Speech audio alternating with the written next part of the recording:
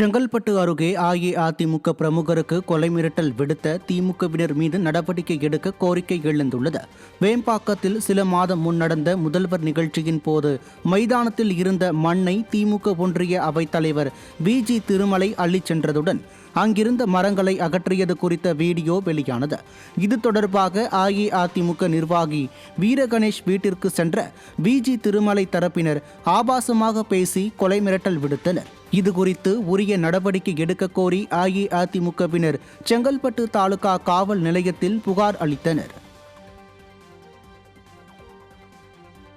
தூத்துக்குடி மாவட்டம் எட்டயபுரம் அருகே பாதை பிரச்சினை காரணமாக குளத்துள் வாய்ப்பட்டி கிராமத்தினருக்கும் இலங்கை தமிழர் மறுவாழ்வு முகாமில் வசிப்பவர்களும் ஒருவரை ஒருவர் கற்களை வீசி தாக்கிக் கொண்டனர். பாதை பிரச்சினை குறித்து பலமுறை புகார் அளித்தும் போராட்டம் நடத்தியும் நடவடிக்கை இல்லை. இதற்கிடையில் அப்பகுதியில் சாலையை சீரமைக்கும் பணி மேற்கொள்ள முயன்ற போது இருதரப்புக்கும் இடையே பிரச்சினை ஏற்பட்டு மாறி மாறி கற்களை வீசி தாக்கிக் கொண்டதால் பரபரப்பு ஏற்பட்டது.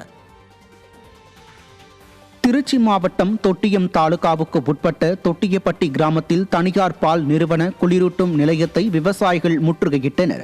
கடந்த 2 ஆண்டுகளாக பால் வழங்கியதற்கான 80 லட்சம் ரூபாய் வரையிலான நிலுவைத் தொகை விவசாயிகளுக்கு சரியாக வழங்கப்படாமல் உள்ளது.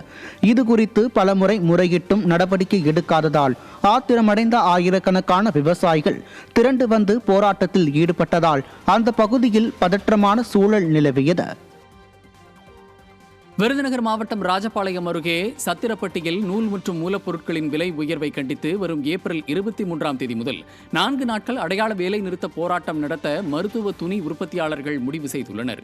நூல் விலை மட்டுமின்றி விறகு, அட்டை, காஸ்டிக் சோடா உள்ளிட்ட பொருட்களின் விலை 20% வரை உயர்ந்திருப்பதால் தொழில் கடுமையாக பாதிக்கப்பட்டிருப்பதாக வேதனை தெரிவிக்கின்றனர்.